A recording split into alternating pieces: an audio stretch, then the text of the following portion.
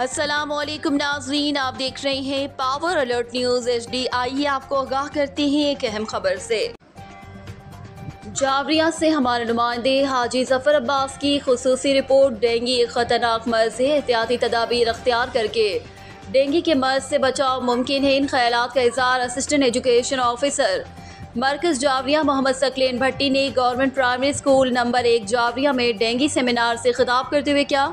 उन्होंने कहा कि डेंगू फैलाने का बाइस एक मच्छर भी लाजिम है कि हम मच्छर की अफजाइश का माहौल ही पैदा ना होने दें। इर्द गिर्द के माहौल से पानी ख़त्म करें, मुकम्मल बाजू वाले कपड़े पहने। उन्होंने असातिज़ा इकराम को सख्ती से तलकीन की कि वो अपने स्कूलों में रोज़ाना की बुनियाद पर एंटी डेंगू सरगर्मियों को लाजमी करें और आवाम में डेंगू के ख़िलाफ़ शऊर उजागर करें।